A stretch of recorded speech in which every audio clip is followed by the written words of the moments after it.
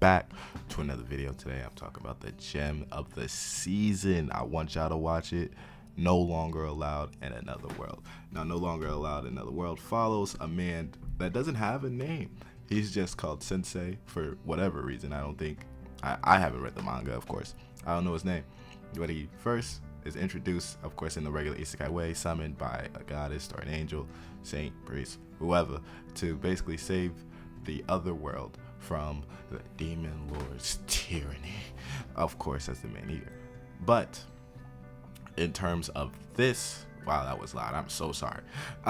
In terms of this anime, it has a nice twist of basically the main character not wanting to do that. Basically wanting him to off himself, because I don't know if I could use that other word on YouTube.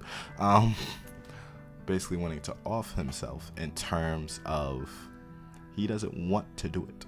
He tried to off himself before, but since, because it plays on the running gags of isekais, he got hit with the truck kun of destiny to be saved and to have a better life in this other world. But all he wants to do is find his lover, so-called lover at this point, and to off themselves together like they try to do in the original world. I think it's a fun twist in terms of them not wanting to do anything, basically him just wanting to do himself, and him having the power to fight basically other worlders. It's not him fighting the demon lords, it's not him fighting, the demon lords children. It's none of that. It's the other worlders became a problem as with their power, their fame grew. Power let them get to their heads and decided, I could run this anytime I want. And basically with that, they the other worlders summoning other worlders to send back the other worlders to the original world. Wow, that's a tongue twister. Within that, now you also meet Tama, Cat Girl.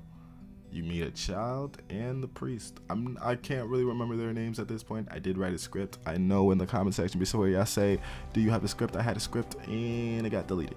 So, but besides that, we get to see him journey without. Of course, this is a regular isekai, so he's not going to off himself in this isekai, as much as his attempts that you see all fail, which is hilarious in the attempts, of course. If you ever think about doing that, please get some help, or get a good friend, for real. Of course. But anyway, it does play on that, and it shows that with the other world that he really did get a better life. He gained a friend, he gained 2 friends and a child who basically looks to him as a father, showing that even the latest episode, the last episode, because I don't think this anime will get a season 2. It is a great 12 episode anime, and if it had enough attention, it would get a season 2. But I do not think this anime will get a season 2 as much as I want it to be. It's a 9 out of 10 anime at most. The only problem within this anime is that it's technically a harem. That is my only fault with it. Like they couldn't make an isekai without a harem, even though he doesn't want any of her. He wants to be in a coffin. He likes to be in dark places. He doesn't like to be involved in anything.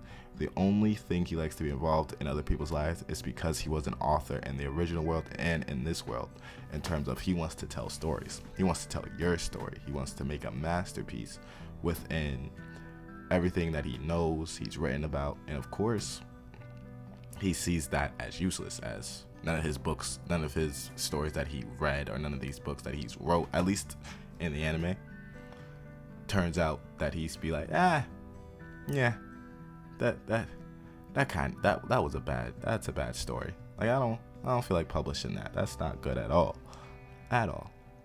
So in terms of that, you can see him. He obviously sorry, I almost said Riz. No, what have I become? He obviously rizzes up most, if not all, the girls in the series and gets attention by everyone else. Now, he's not necessarily powerful, it's just his technique. So he's not an overpowered protagonist at all. He's almost died multiple times. Just he can't. It's like it's allergic to him. Yeah, but it's allergic to him in any way. But with that,